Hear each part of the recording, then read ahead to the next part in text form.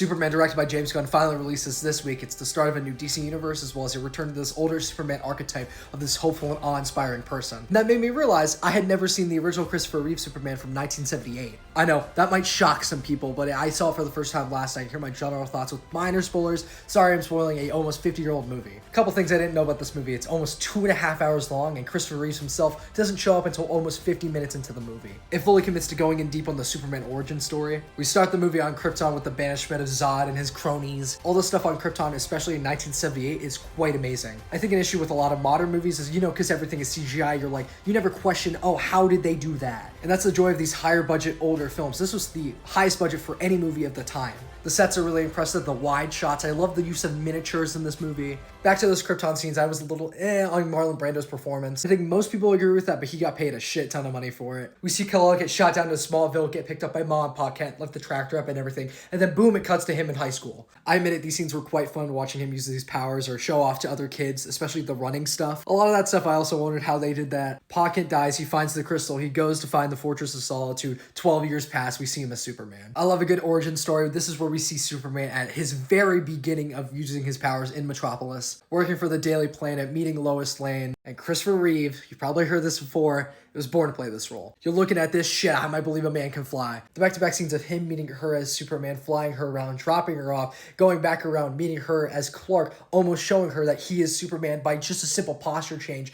It's fucking amazing. And I quote, "No thanks, I don't drink when I fly. That's fucking Superman." It's a very heartwarming performance and also just very quirky. The scene where they get approached by a mugger, he lets her fight her off. When he gets shot at, catching the bullet, oh my god. There's multiple montages in this movie. We see him saving a cat from a tree. You could obviously see how it inspired many of the superhero movies down the line, especially origin stories, specifically Spider-Man. Plot-wise and character-wise, it's definitely of its time and a little bit more less interesting. I think Lois Lane as a character is unfortunately very dated. You see bits and pieces of the no-nonsense reporter Lois that we all know and love, but the way that she's infatuated with Superman is just not the way that we know of now. Written in an unnatural way, but at the time maybe was a little bit more natural in films. And this is no fault of Margot Kidder. Gene Hackman, love the guy. I just recently watched Royal Tenenbaums. He's a fun Lex Luthor. I didn't even know he wasn't like a billionaire in this. He's just some scummy con artist. He kind of mopes around for the middle portion of the movie. I hate his henchmen. I fucking hate Otis. I don't care. And then his master plan gets introduced and started out of fucking nowhere. It's a real estate scheme. I thought it was kind of lame initially, but I warmed up to the idea a little bit more. Love the hinting at him being bald. I ultimately love this third act as opposed to the middle portion, which I thought kind of dragged. There we go. I reviewed an almost 50-year-old movie. Have you seen the original Superman? What did you think? Are you excited for the new one? Remember, all movies are art, and of course, follow for more.